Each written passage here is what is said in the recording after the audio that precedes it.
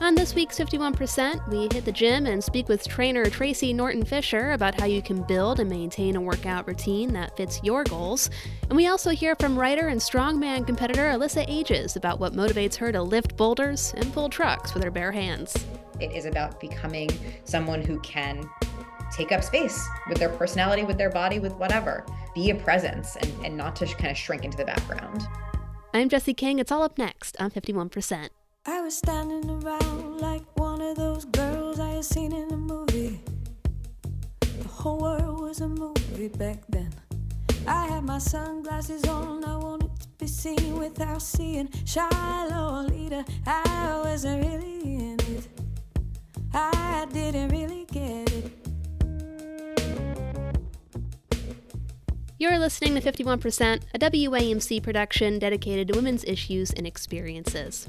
Thanks for joining us. I'm Jessie King. It's that time of year where we're all still evaluating our goals and resolutions for the next 12 months. And for many people, myself included, they involve going to the gym. Lately, I want to find ways to be more active and take better care of myself. But I also fully admit that I have no idea what I'm doing. So before we get to the end of January, by which point some researchers estimate 80% of New Year's resolutions fail, I wanted to get some Fitness 101, and hopefully whatever I learn can be helpful for you too. Tracy Norton-Fisher is a certified personal trainer based in West Harrison, New York. In addition to offering sessions at her private studio, Norton-Fisher often travels to her clients in Westchester County and parts of Connecticut to help them work out in the comfort of their own homes. She takes a shame-free approach to fitness and specializes in training women before, during, and after pregnancy. She's also well-versed in postmenopausal fitness and everything in between. Norton-Fisher says the key to getting the results you're looking for is consistency, patience, form, and, well, knowing how to set realistic goals in the first place. I think it's really important to be very specific in what exactly you're looking to do. So, are you looking to lose weight? That's often a goal that I hear. But a lot of weight loss is actually something that's going to happen in the kitchen, not in the gym. So, a lot of people think, oh, if I just go and I get on the treadmill for an hour 4 times a week, I'm going to lose weight. It doesn't really work that way. Nutrition is really a much more important component to actual weight loss.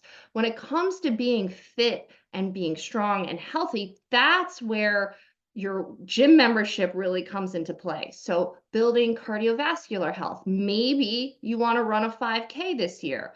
Maybe you want to compete in your first triathlon, or maybe you just want to be able to get around the block with your kids and, run around an amusement park without feeling exhausted. So maybe you actually want to gain more lean muscle, more skeletal muscle. Somebody once described skeletal muscle to me as the 501k for your body.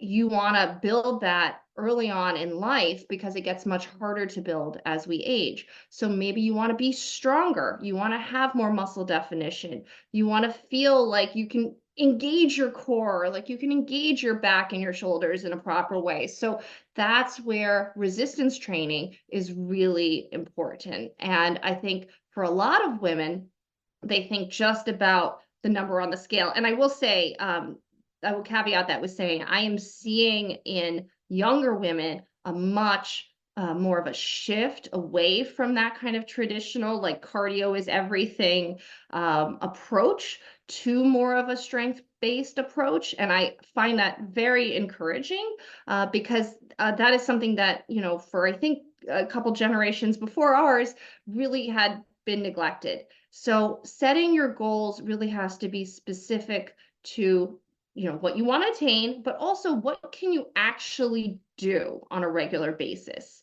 There's a lot of good intention behind let's go 5 days a week, an hour at the gym, let's do all the things. And then when you run into a roadblock, all of a sudden, all the cards start to crumble because maybe you get sick or a family member gets sick or you have a work deadline and then you miss the workout and then it starts to snowball. So what I say is the best workout you do is the one that you can actually do. So I tell my clients to be honest with themselves. Can I do 20 minutes 3 days a week? If that seems attainable, then actually schedule it. A lot of us have very heavy calendars. They're very busy.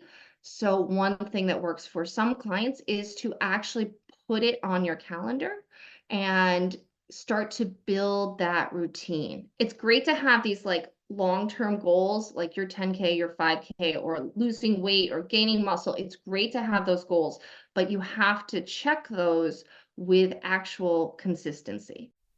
When it comes to building a routine, I think if your goal is to maybe build cardiovascular health and you want to be running more, I think the actual what you should do is a little bit more straightforward. But if your goal is to like build lean muscle, build that skeletal muscle, what actual like exercises and activities do you recommend? All right, so when we're talking about building skeletal muscle, we're talking about resistance training, right? And that can take a lot of different forms. Even some forms of kind of really fast-paced yoga can be included in that, like if we're talking like a vinyasa flow. But for a lot of people, it's going to involve weights or bands or kind of a body weight exercise. So you can go really basic with things like, can I do a basic plank? Can I do a forearm plank? Can I do a straight arm plank? And there are a lot of great, reliable, trustworthy resources on the internet. We know there's a lot of garbage, right? There's a lot of like bad fitness advice on the internet. Do not lean into the Instagrammers and the TikTokers on what you should be doing in the gym. But there are some really solid resources for checking your form and making sure that you're not feeling any pain. I mean, that's the thing. So a lot of the areas that women in particular often need to work on, many of us have desk jobs. So a lot of the things that happens with the desk job is weakness in the middle back. A lot of people don't think about the back because we don't see it as much, right? We don't see the back of our body as being important.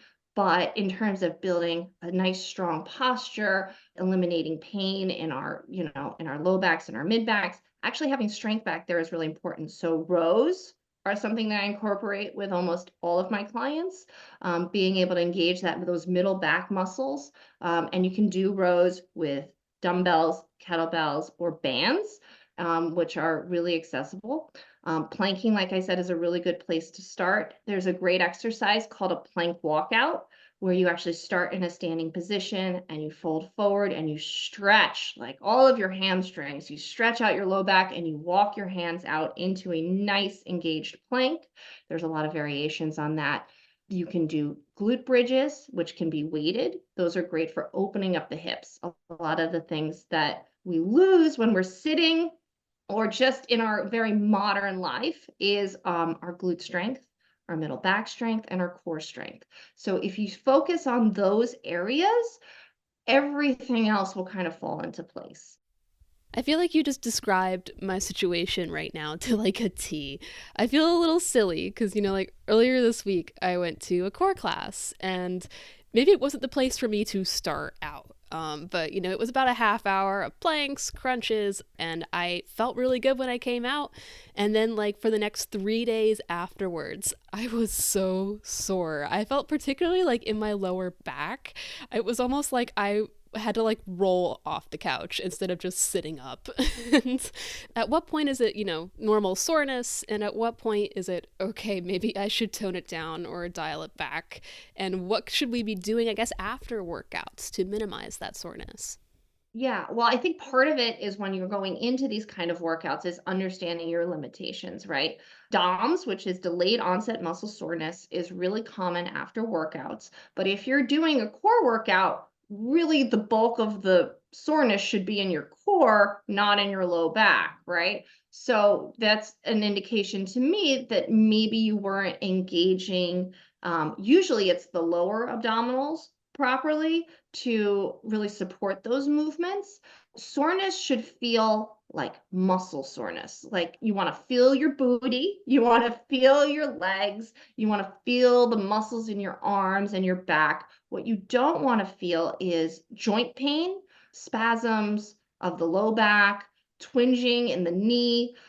Any one of us who's had any kind of like orthopedic issue in the past, whether it's, a sprained ankle or a twisted ankle or a tweaked knee, or any kind of low back, you know what that pain feels like, and that's not normal for a workout. So if you feel that after you're doing a workout, you have to start thinking about modifying. So this is where classes have like a positive and a minus, right? Classes are really great once you are able to check your form. And I would say that it's really good to use the teacher as a resource, because if she or he doesn't know that you're experiencing pain, they won't be able to kind of keep an eye on you. They have like 15, 20 people in the class, especially at the beginning of the year. The class is packed, right? At the beginning of the year. But if you stop by the teacher before your next time going to this core class and say, listen, after I did the class, I had low back pain. I guarantee you any responsible coach is going to be kind of keeping an eye on you in that class, and hopefully will be able to give you some modifications to limit what you're feeling. Utilize the resource of the teacher. Don't feel like just because I'm in a class with, all these people, I don't deserve personal attention. Any responsible coach is going to want to know if one of their students is feeling pain. So express that to them. After a workout, you want to make sure you're nourishing your body, you're getting really hydrated. It's important to get some protein in your body because that does help with the muscle soreness. I mean, some people enjoy that feeling of being really sore. I personally am one of those people that really enjoys feeling really sore in a good way, but I don't want it to last, for an extended duration. So I make sure to get plenty of water, plenty of protein in my body after. And so that's a really good way to take care of it. And if you are starting to feel pain, you want to address that with some stretching, heat therapy. Some people are really into ice baths. It just kind of depends on what's going on with you. And honestly, if you're having any kind of ongoing, lingering pain that is consistent, then it's the time to kind of talk to a professional about it, right? We don't want to be going through life in pain. And this was kind of one of the other things I wanted to mention around setting goals. If you're somebody who's already experiencing pain, like in your hips, in your low back, in your knees, it's important that whatever goals you're setting are going to be supportive of helping that pain. And then if you can't find a resolution, then you really should utilize physical therapists. Even massage therapists can be enough, but physical therapists, orthopedists, and other doctors to help you resolve that. Because if you're feeling pain after my back is jacked up pain, then you're going to have a really hard time being consistent with that workout. You're also a perinatal trainer, so you work with women a lot during pregnancy and after pregnancy. What should women be keeping in mind in that case? How does pregnancy change? I mean, it changes our bodies in a significant way, but how does it change our fitness experience too? I could talk to you for like a whole hour just on this, because this is an area that traditional fitness and even in some cases our doctors have really let women down. So when we're going into pregnancy, my best advice is to build your consistent routine before you get pregnant. I mean, a lot of us don't know when we're going to get pregnant, but we want to build a consistent base, because really the thinking is now that you can continue doing anything that you were consistently doing before pregnancy pretty much all the way through pregnancy. Now, there are modifications that you would make to protect your low back as you start carrying bigger, or to prevent diastasis recti, which is a separation of the abdominals that every woman does experience, but some experience to a more severe degree. There are a lot of things that you can continue doing. So if you are lifting weights going into pregnancy, you can continue doing that. If you feel comfortable running when you're pregnant, some women don't, some women love it. The key is that once you get pregnant, that's not going to be the time to say, now I'm going to take up running, right? You want to kind of be doing that already. And the other thing is that when we get pregnant, our body starts to pump a significant amount more blood. It's like 40% more blood volume that you can be pumping. And that takes a big toll on the cardiovascular system. So having a little bit of a cardiovascular base, if you're planning on getting pregnant, is going to help you with that part of the transition. And having some good muscle tone going in is obviously going to help you. Growing a human being inside you takes a lot of energy. So I really do say, if you're preparing to get pregnant, that this is the time. And if it doesn't happen, it doesn't mean you can't do anything, all right, during pregnancy. It just means that you're going to take it a little bit slower. And after birth, like how soon, if you really want to start working out right after childbirth, how soon can you get back in there? Sure. So one of the things I say to every client who has a child is, whether you have a C-section or a vaginal birth, go to a pelvic floor physical therapist. If you can afford it, and if some insurance will cover it, find a way to make at least 1 to 2 or 3. Some women will find they need to go for longer, but at least have a consultation with a pelvic floor physical therapist postpartum. Also, prioritize rest in those early weeks. The bounce back culture can be extremely alluring, and it can also be extremely toxic. Our bodies are healing. We have a dinner plate sized wound inside of our uterus. Whether you had a C-section or a vaginal birth, where that placenta attached, you are healing. A lot of women go in, I see women get cleared as early as 6 weeks to going back to working out, but you need to listen to your body. If you're not feeling ready for things, don't push it, because you can go too hard too early. Now, what can you do? One of the key tenets of my core training in prenatal, postnatal, and women in general is working on your diaphragmatic breathing and your engagement with your lower abdominal muscles. This helps us all throughout life. It helps support our spine and our hips. So you can start with some diaphragmatic breathing. There are some very gentle kind of like leg extension exercises you can do, but you want to make sure that you're kind of testing the waters as to when you're feeling ready. Do not go get cleared at 6 weeks and then jump on the Peloton for an hour. Prioritize that this is a healing time in your body and treat it that way. Treat yourself with kindness. Well, lastly, for your older clients, how do the activities and exercises that we do change, or how should those priorities change as we get older? What I say is that women in general are scared of lifting heavier weights.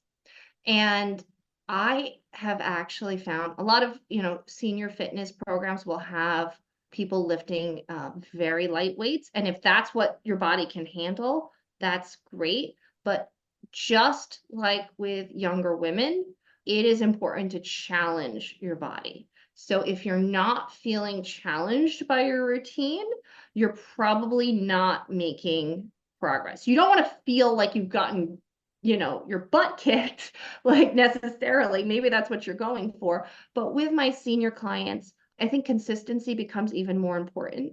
Prioritize flexibility, prioritize strength, because this is the time where you are starting to lose your lean muscle mass. And in some cases, it may already have degraded quite a bit. So I would say that those 2 areas are really important. Well, Tracy, thank you so much for taking the time. Is there anything that we haven't touched on that you want to make sure people know? Be kind to yourself. Remember that your journey towards being a fit person is not linear. It doesn't just go in a straight diagonal line upwards, okay? In our lives, especially, and I find this to be especially true of women who tend to take on most of the mental load in their houses, who tend to be juggling jobs and children and all of these things, that when we hit a roadblock, the first thing that we drop is our fitness, right? Is our commitment to our fitness routine. And if that happens, it's okay, because our fitness is not going to be linear. Think of it more as a rolling uphill, right? So you're going to have dips and valleys. Accept that as a natural part of the progress and say, okay, I've had a bit of a valley. I am going to recommit and just start from where I'm at. We're so constantly inundated by negative parts of our culture telling us how we should be, how we should look, how we should work out, that we are unforgiving with ourselves. So I say, make the space to commit what you can commit. But then when you hit those inevitable roadblocks, accept that as part of the process too. Tracy Norton-Fisher is a certified personal trainer based in West Harrison, New York. To learn more about her work, you can check out her website, tonedbytracy.com.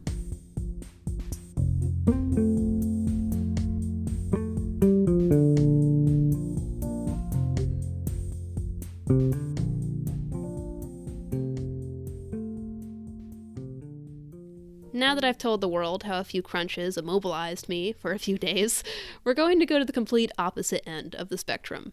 Step, keep stepping! Come on! Keep stepping! What you're hearing is Alyssa Ages, a writer, journalist, and mom from Toronto, pulling a truck across a parking lot with her bare hands. At the time, she had just turned 40 years old.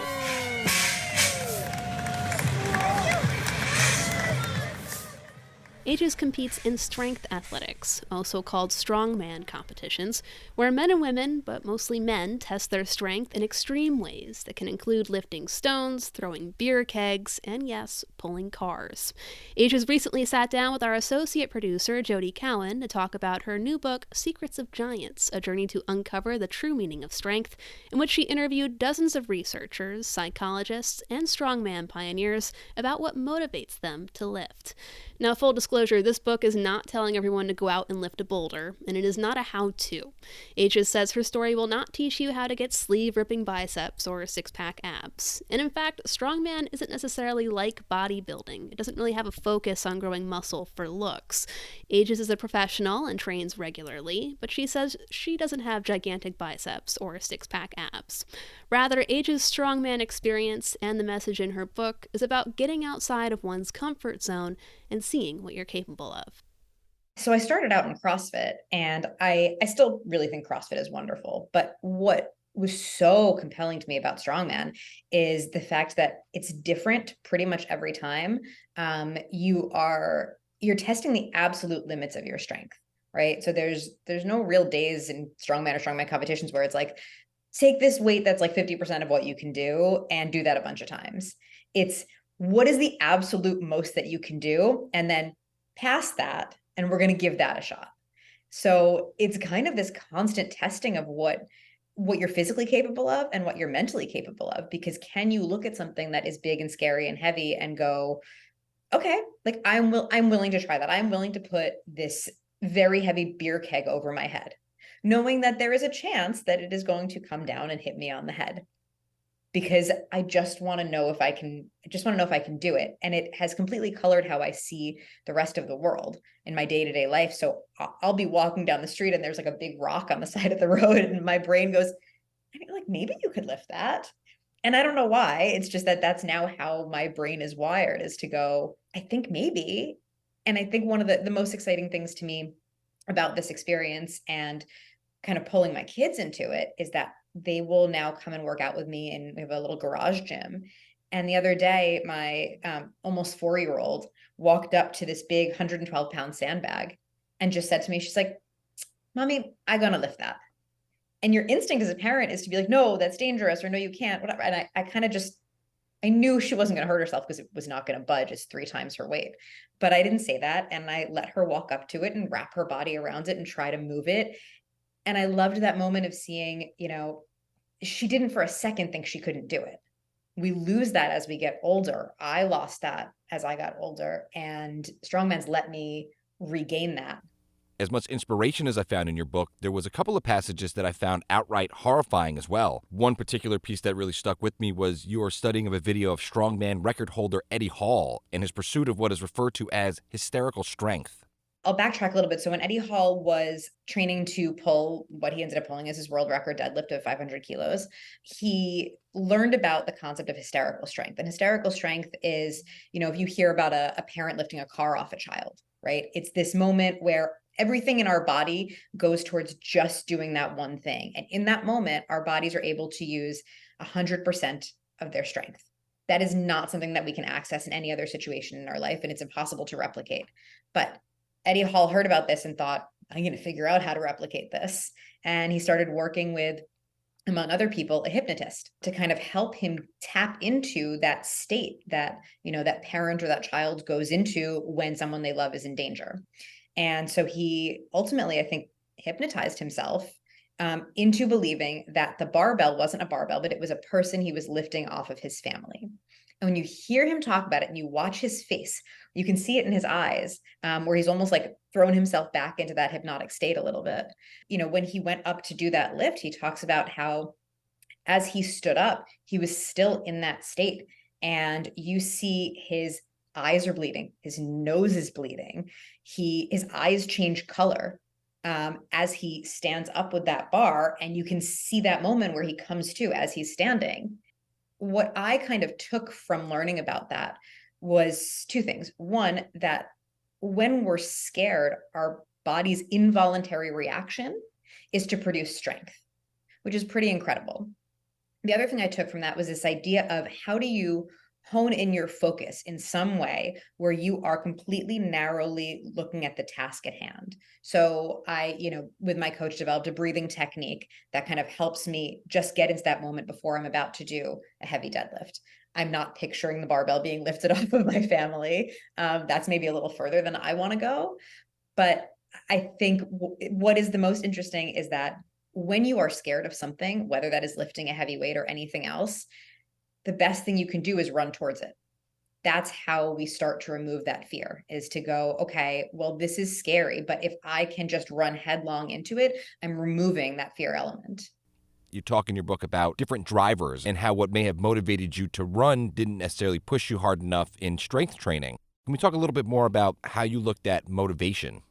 Yeah, absolutely. When I was a runner, I think there was this sense, I will never say that marathons or triathlons were easy in any way, right? But there was this kind of ease to, you could go out for a long run and just kind of go into this sort of meditative state. And even when I would go out for a long run and I wasn't sure if maybe my time would be the same, if I was going to be a little bit slower than I was used to, I always kind of knew that barring some sort of catastrophe, I was going to finish that run and make it home.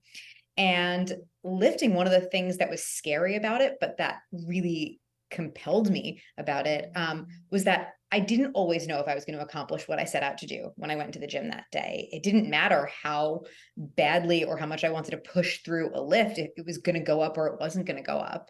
And there's this kind of delightful uncertainty to that. When you fear that potential of failure, which I did at the beginning, it's really scary because you know that you may not accomplish what you set out to do. But there's also something really wonderful about knowing that not everything is going to go your way. And you can, at that point, kind of go, well, how do I problem solve for this? How do I change around something that I'm doing in order to make this outcome better? And I found that really intriguing. And it's why I think I've stuck with lifting for so many years. I still run, absolutely, but I feel a different pull towards lifting. I've always heard a lot about how physical exercise is great for one's mental health. I think it's interesting how in your book you flip that concept to say focus and mental clarity are actually huge driving factors for successful physical training. Yeah. One of the people I spoke to who was most impactful for me in terms of just kind of my understanding of my abilities and believing in myself, even if I kind of knew logically that something was not possible, is Nadia Stowers, who is a just phenomenal world-class athlete. And she talked to me about how the events that she kind of pushes the hardest on are often the ones where she is the least confident. She says, I basically tell myself to go like hard as a mother. And, if I fail, well, at least I know that I gave it everything that I had. When I was not just doing the research for this book, but also training for national level competition, I ended up hiring a performance psychologist. I really wanted to understand, what was kind of stopping me from doing a lot of what I wanted to do. In particular, for me, putting things over my head has always been really scary. And she rephrased fear of failure for me in this really fascinating way, where she said, I don't think it's that you're just scared of not getting it. She was like, what you do is you kind of self-sabotage. So you tell yourself you're so scared of it, because then if you do something wrong in that lift, if you miss a cue, if you put your hand in the wrong place, whatever it is, you can say, oh, well, I was scared, I did this little thing because I was scared. And she kind of instructed me, okay, well, what you need to do is you're going to come up with 3 or 4 cues, and that's going to be all you think about when you go in there to do that lift, because then you remove anything else from it. And then if you miss it, you did everything in your power, and you do have to, in that moment, face the fact that there's something that you can't do, right? But that's the only way to kind of move forward, know where your limit is, and then know where you want to go from there. You mentioned the gym always being there as a place to process and work through the struggles of the day, but that eventually your motivations changed. So I had been doing strength training for about 2 years, and I was getting ready for a competition at my gym. This was in 2016, and I was lifting an Atlas stone, which, for people who don't know, it's like this huge round boulder, basically. And I'm pulling it up to chest height, and I remember feeling this just like sudden sense of exhaustion, like not, this is a tough workout exhaustion, but just something was off. And when I got home that day, I took a pregnancy test, and I found out that I was pregnant. And then 3 weeks later, I found out that I was miscarrying. And I very quickly went from feeling the strongest I ever had in my entire life to feeling just really kind of weak and broken and vulnerable. And throughout that time, one of the things that I did as I was kind of going through the aftermath of the miscarriage, and then also months of fertility clinic visits, one of the things that I did during that time was I kept going back to the gym. It was the only sense of kind of normalcy I had during that time. It made me feel better. And I would find that when I would leave those workouts, I would walk a little bit taller. I would have my shoulders pulled back. I would keep my head kind of held a little bit more high. I started to believe that I was capable again, that my body was strong, that I could endure hard things. And it got me thinking, well, maybe I've had this whole strength thing wrong this whole time. Maybe it's not about how much weight you can lift, but how you take the things that you learn in that gym environment and you apply them to your life outside of the gym to manage all the struggles that we go through in our day-to-day lives. There's a great moment in your book where you're working up to and eventually pull an 18-wheeler across the lot with your bare hands.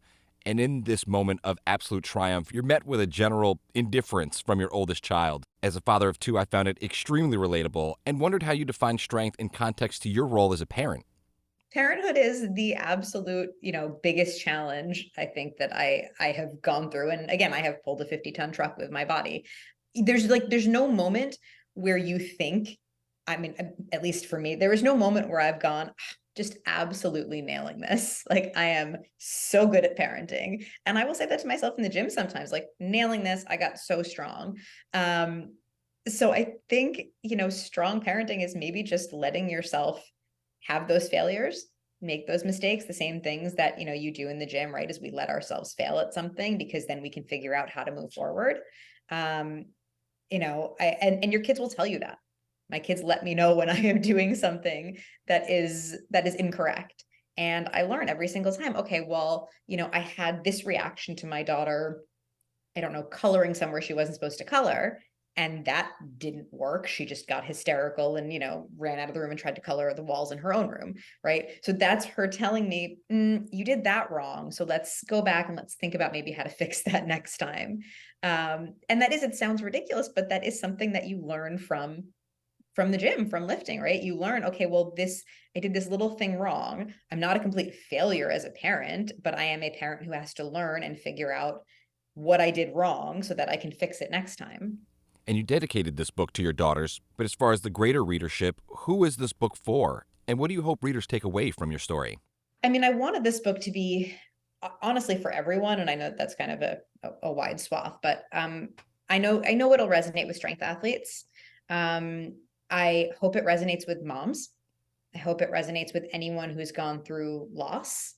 One of the parts of this book that felt the hardest for me to write, but I have gotten some of the best feedback on, is the chapter about body image and taking up space, and the importance as a woman of taking up space with your body, and also just, in any setting that you're in. That is something that I'm trying to really teach my daughters.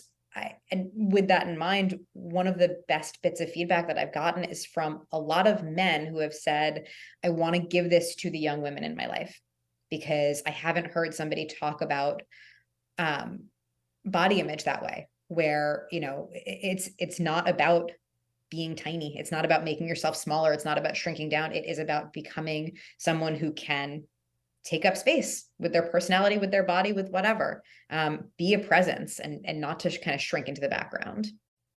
That was writer and strongman competitor Alyssa Ages speaking with our associate producer, Jody Cowan. Ages' new book is called Secrets of Giants, A Journey to Uncover the True Meaning of Strength. She's also a health and fitness columnist for Canada's largest newspaper, The Globe and Mail. You can learn more about Alyssa Ages at her website, alyssaAges.com.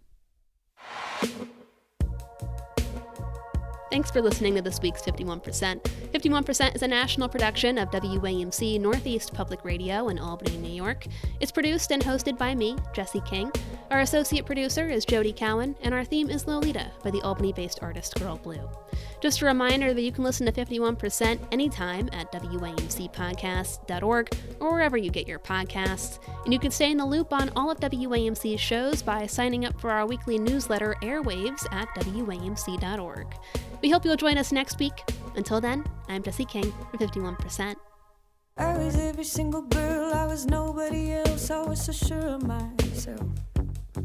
I was 15 and a half, he was a hollow laugh. And I lost my cool somewhere along the way. The night air down the hallway, I had to learn how to look away. I lost my cool